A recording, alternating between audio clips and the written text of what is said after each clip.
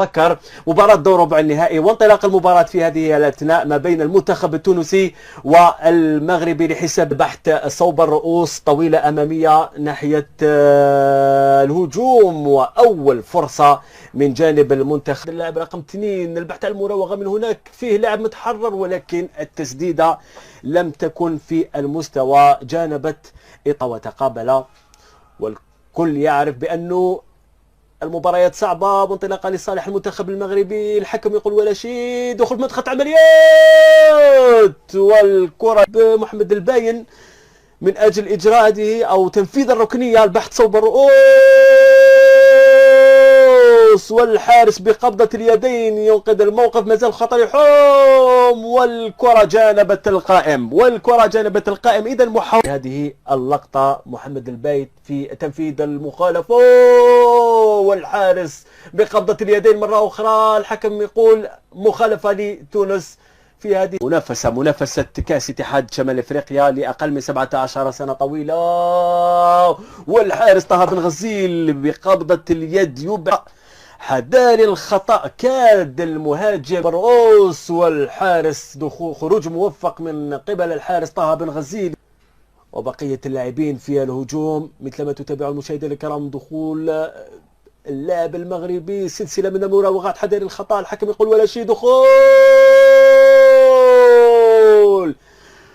والكرة جانبية.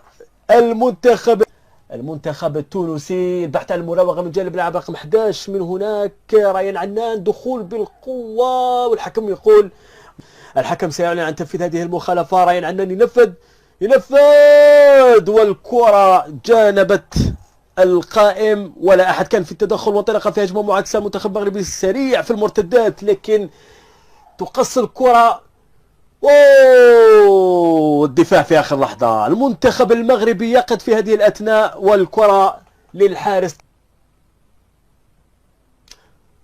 انطلق في هجمة معاكسة حداني هناك تغرى، دخول في منطقة العمليات ولا حد في المتابعة الدفاع في آخر لحظة، سلسلة من تمريرات، دخول يا سلام والدفاع في ركنية صوب الرؤوس، طه بن غزيل بقبضة اليد بصعوبة كبيرة والدفاع، وانطلاقا في هجمة معاكسة. المنتخب التونسي يبحث عن تسجيل أول هدف في المباراة، دخول سلسلة من المراوغات، دخول في منطقة عمليات والدفاع، الحارس طه بن غزيل في المكان المناسب برجله ينقذ من نفس المكان، طويلة والدفاع، خروج الحارس بقبضة اليد يبعد، يتأهب لتنفيذ هذه المخالفة والدفاع التونسي في آخر السم القاتل في دفاع المنتخب المغربي، يراوغ بكل سهولة، دخول في منطقة العمليات وفي تنفيذ الكرة للركنية، ما زال الخطر يحوم، يا سلام والحارس حسين في آخر لحظة، بن حسين يغربي لاعب رقم 17 والحارس في المكان حميد، والكرة جانبت مرمى الرؤوس والدفاع مجددا لتونس، تقص الكرة لصالح المنتخب المغربي، هجمة خاطفة والدفاع في آخر لحظة. والحكم ماذا يقول؟ الحكم يقول نشاهد سوية الإعادة بالتصوير البطيء، لف ودوران، تسديد والدفاع حاضر في اللاعب أيمن عير لاعب الفتح الرباطي، البحث عن المراوغة، يا سلام والحكم يعلن عن ضربة جزاء لصالح المنتخب المغربي في هذه الأثناء بعد ضغط كبير جدا، يكلل بركلة جزاء، ضربة جزاء في الدقيقة 55 من عمر هذه المباراة. هل سيترجمها اللاعب في تنفيذ ربما اللاعب حميد معلي لاعب نادي طنجة المغربي؟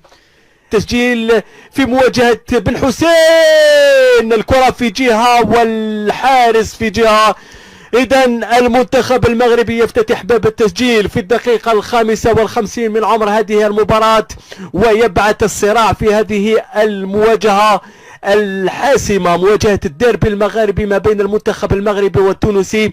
أكيد سنشاهد رد فعل من جانب المنتخب التونسي بقيادة المدرب كمال سعادة. نشاهد مجددا ركلة الجزاء التي أو ضربة الجزاء التي سجلها اللاعب رقم 17 لاعب نادي طنجة المغربي، أحد اللاعبين الموهوبين في صفوف المنتخب المغربي.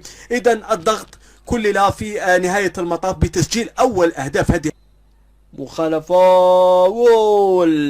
والدفاع في آخر لحظة، مازال الخطر، مازال الخطر. يرسل الكرة صوبر،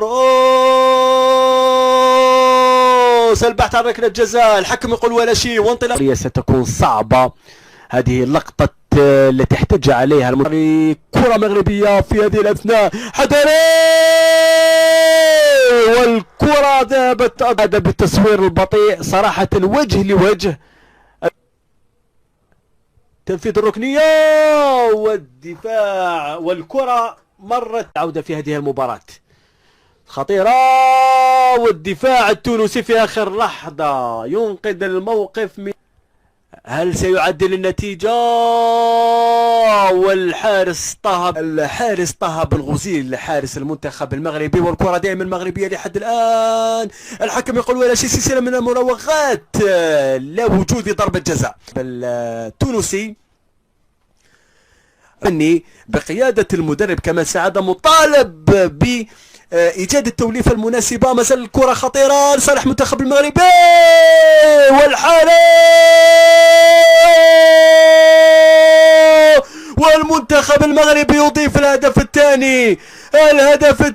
هدف الأمان والإطمئنان في الدقيقة 86. أسود الأطلس يسجلون الهدف الثاني عكس مجريات اللعب. المنتخب التونسي يتلقى هدف ثاني وفرحة عارمة هنا بملعب 5 جويلية. صراحة المأمورية باتت صعبة على المنتخب التونسي، والمدرب كمال سعادة من جانب تونس يزج بآخر أوراقه لاعبين في هذه الأثناء. قناة لوناف عبر اليوتيوب. ونهاية المباراة بفوز مستحق للمنتخب المغربي بنتيجة هدفين دون رد. الهدف الأول في المباراة سجله معلي في الدقيقة 56 قبل أن يعود